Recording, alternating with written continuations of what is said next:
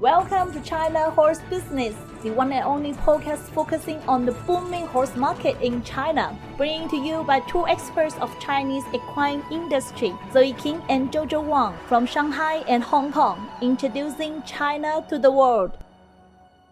Hello Zoe, how are you? Great! This is episode 26 of season 2, and it is the last episode for 2021. To everyone who is listening to our podcast, I would like to take this opportunity to thank you for supporting China Horse Business all the way. Your support is very important to us. It motivates us to dig into more valuable information from the China equine industry and help connect and build equine industry closer together. Yes, our China Horse Business podcast intended to introduce the latest information about the China horse industry to international equine community. We've got more and more requests worldwide wanting to connect to the China equine industry. That's why in 2021 September, we moved a big step forward and officially launched the China Horse Business Live, a monthly webinar connecting international stakeholders to Chinese decision makers. From September to December, we conducted 4 webinars, invited 16 experts, federations, and companies representatives from 12 countries and regions to speak in our webinar. Over 20 equine brands, organizations, and federations covering equine training, equipment, exhibition, equine healthcare, competitions, educations, horse shows producer, breeding, and even charities from all primary, secondary, and tertiary industries. Recently, the National Federation Chinese Equestrian Association gathered all 3 Olympics disciplines coaches and riders from the national team for a training meeting in Guangdong. Let's share more information in our China news today. The meeting reviewed and summarized the achievement and gain in the Tokyo Olympics and made strategic arrangements for the 3 upcoming major competitions, which are the Paris Olympic Games, the Hangzhou Asian Games, and the upcoming World Championship. Zhong Guowei, Secretary General of the Chinese Equestrian Association, reviewed the Tokyo Olympic January. He paid tribute to the dedication of team members under difficult circumstances. Yes, he conveyed to the association chairman Zhang Xiaoling's requirement for winter training and preparation for the new cycle. First, maintaining the bottom line thinking, heighten the strain of anti-doping and epidemic prevention, and ensure the safety of the participating teams. The second is to strengthen the belief of victory, select the best combination fairly, prepare for the Hangzhou Asian Games with the best trainings, and strive for the gold medal. Third is to improve the strategic deployment of high standards, strict requirements, scientific training, and consolidating the security system, and achieve a breakthrough in the Paris Olympics. An expert from the Scientific Research Office Ersha Sports Center of Guangdong Sports Bureau was also invited to attend the meeting. He explained the method and precaution of the athletes' reporting system and further consolidated and enhanced the anti-doping awareness of the team members. We are now 7 months away from the Hangzhou Asian Games. The China team is preparing actively for the next challenge. Talking about the national team, today in our China Club session, we will share with you Zuping Stable. Zuping Stable was founded by Mr. Huang Zuping, who spent 8 years training in Germany, and he is the Olympic rider representing China in the Beijing Olympics in 2008. He was the champion of the first World Cup Championship in China and the China Tour Championship. In addition, Zuping served as a coach of the first youth equestrian team in 2010. And in 2013, he served as the coach of the national team and the Chinese Equestrian Youth Program. Many famous young riders came from this stable. Some of them are even champions of the National Youth Championships or the National Youth Games.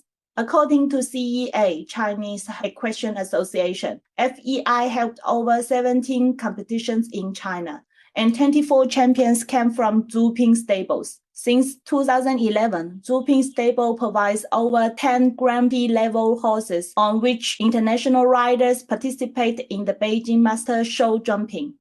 No wonder people named the stable the Cuddle of the Champions. Hey Zoe, we interviewed different people related to the China equine industry today in our last episode of 2021. I would like to interview you, Zoe, in our China story. I like the idea. Shoot away. Okay, well, first thing first. How did you get involved in this equine industry? Well, it is a long story, but I will make it short. I was born and raised in China and went to France to pursue my postgraduate study in law. When I got my master's degrees, I started my career in a business law firm in Paris. One of our clients is from the French racing authorities. We did a lot of lobbying and consultancy for them relating to Chinese equine market at that time. One day, after reading and seeing so many horses, I decided to settle up. I was enrolled in an equestrian club in Paris, followed by some intensive programs in France. My favorite moment is to ride on the horseback in the nature. In 2015, I quit my job in the law firm and took the mission as China representative for French horse industry, which brought me back to Shanghai. Ever since, I immersed myself totally in the horse world. Interesting. So after 3 years, in 2018, what makes you to develop your own company, Wonder Horse? Well, I've seen the industry taking off since I came back to China. I wanted to be more engaged to this development, not as an observer, but a doer, an entrepreneur. That's why I set up Wonder Horse. Today, we are quite unique in Chinese equine industry, focusing on providing equine business solutions to our clients and assist them throughout every stage of their development in China.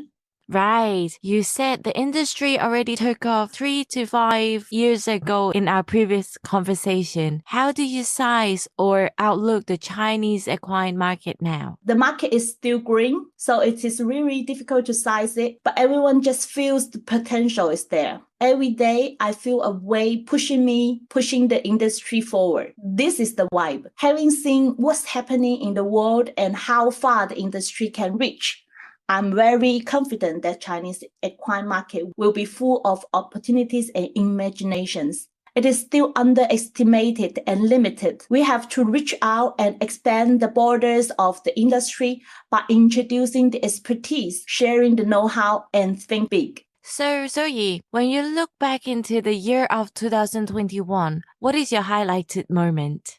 Well, it has been a long and complicated year with COVID, but I must put the spotlight on our China Horse Business Live project. Since September, we held the webinar on the first Monday of every month. We had speakers from different countries and different segments of the industry to introduce their activities, brands, products, and services. Then we have hundreds of Chinese audience signing up and attending the webinar. It was not easy for us to keep on going, but we did it. I'm really glad that our effort was echoed by both sides. We are building a bridge to connect people and to do business together. Especially when the COVID set us apart, the feeling of being connected is stronger than ever before. So Zoe, do you have any special moment on your personal note? Well, I guess I never spent so much time with my parents like this year. I was not studying or living in another country. I was not able to travel abroad. It was easy to fly back to my hometown from Shanghai whenever I want to. So I really look back to my parents, to my families, and my hometown, the people who live there. I found an inner peace and rediscovery of the beauty of being so far yet so close. Well said, Zoe. I wish all the best for your 2022. Happy, healthy, and wonderfully shining. Thank you, Jojo. I'm thrilled to work with you, and hopefully we can meet up soon in 2022. To all our listeners and friends, we wish you a wonderful new year.